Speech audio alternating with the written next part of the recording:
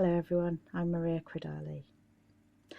Long ago there was a lord, and he was a very wealthy man, and he lived as one befitting his station in a mansion that was packed with Persian carpets and fine master paintings on the wall and thoroughbred racehorses in his stable.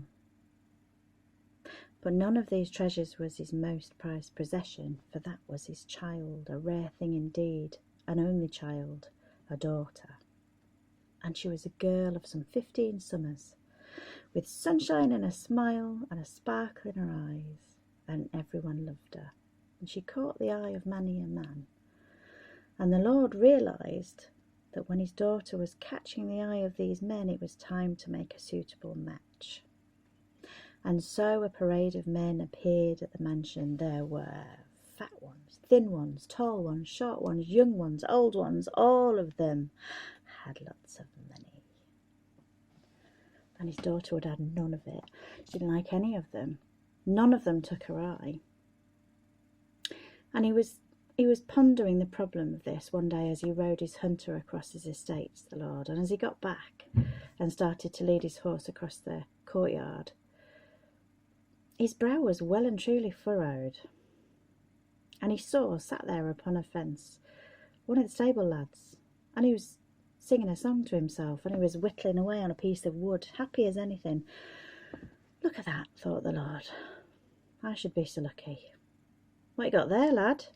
He said to the stable lad. Oh, it's nothing, my lord, morning. It's just a trifle, look.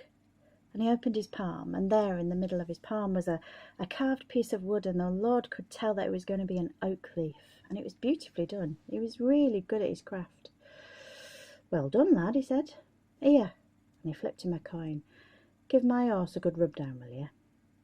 And the lad went off, and the Lord thought no more about it, until several weeks later, when his daughter had mysteriously over the last few weeks started to have roses in her cheeks and a sparkle in her eye. And he went to tuck her in one night, and he just checked on her as she had done when she was a young girl, and she was fast asleep, and he just moved a strand of hair off her face, and it disturbed her enough to roll over, and as she rolled, her hand uncurled, and from her hand fell a perfectly carved oak leaf. Well, nothing was said, but the following morning the girl was bundled into a carriage, and she was taken some 40 miles or more away, and there she stayed with her aunt and her uncle, safe. But she was sad. She missed her home, she missed her horse, she missed her family, but most of all, she missed her stable lad. She missed his lovely blue eyes as he smiled at her.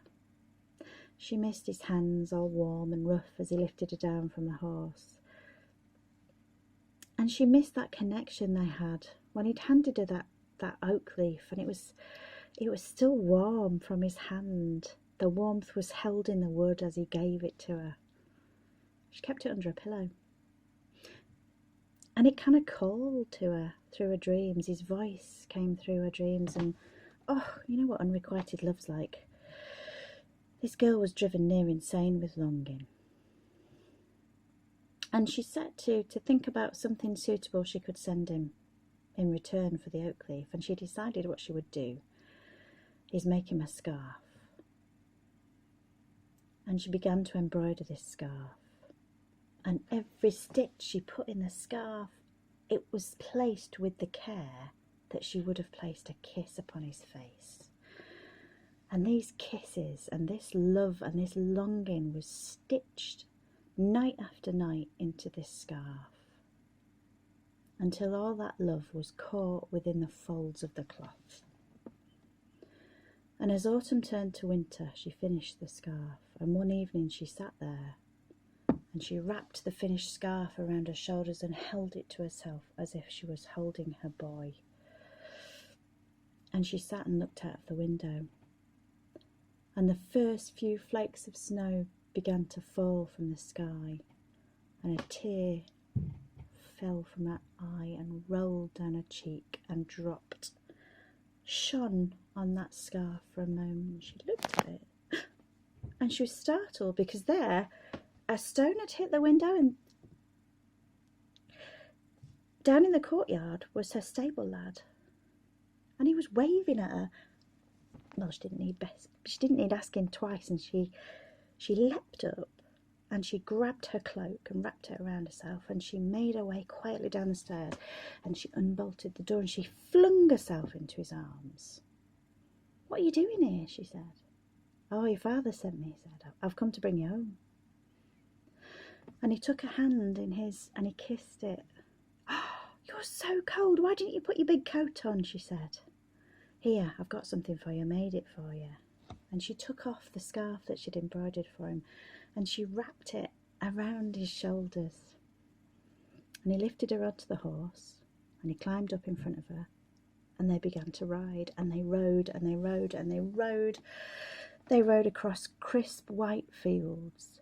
They leapt over hedges that were as sparkling and white as snow clouds, and they forded streams where the water was so icy that it felt like daggers on her legs. And the snow swirled around them, and by the time they got back to her father's house, shielded as she had been behind her stable boy, she was so cold. She was half frozen. He lifted her down and he rubbed her to warm her up. "Go on," he said, "get in." "Come with me," she said. "Come on, we'll talk to my father tonight." "No," he said, "go in, get yourself sorted. I'm going to sort the horse out. I'll see you in a bit." And she went into the house. And he walked off in the direction of the stables with the horse. And the servants were bustling around lighting candles, and there was a bit of a commotion. And she said, "Where's my father?" And they took her into the kitchen and sat her down with a hot drink. And when the Lord came and found his daughter in the kitchen, he said, "Daughter, what are you doing here?" "Oh," she said, "Father, thank you so much for sending such a messenger to pick me up as well. That was so kind." And she flung herself into his arms. And she told him the whole story of the evening. And he sat her down. And he said, "Daughter, you're cold and you're tired. We'll get you to bed now and we'll talk more in the morning." And she says, "What are you talking about?" "Daughter, you're mistaken. I don't know how you got yourself home. We'll talk more in the morning." And she insisted that what she'd said was true. And after several moments, the Lord lost his temper and he actually said to her, "Daughter, your stable lad is dead. He died a week back. He's in the churchyard and we'll take you to see the grave tomorrow." Well, all went black. When the girl awoke the next morning, they took her to the churchyard. And there she saw his grave with just a simple cross with his name upon it. That's all there was. And still she wouldn't have it. She insisted that he was the one who'd brought her home. And after several hours of hysteria, the Lord ordered the grave to be open, and the two of them stood hand in hand and stood back as the earth showered off the coffin as it was raised. And they heard the squeal of the nails as the lid was lifted. And together they looked into the coffin. And the girl began to sob, because there, those beautiful blue sparkling eyes were covered with copper pennies now. And that soft, warm smile was frozen on his lips. And there, wrapped around those cold, cold shoulders, was a scarf. A scarf with stitches that had been placed with the care of a lover's kisses. A scarf that had so much love stitched into it, it had reached beyond the grave. Hope you enjoyed that. Thank you ever so much for listening. I'm Maria Credali. Look after yourself, and we'll see you on the other side.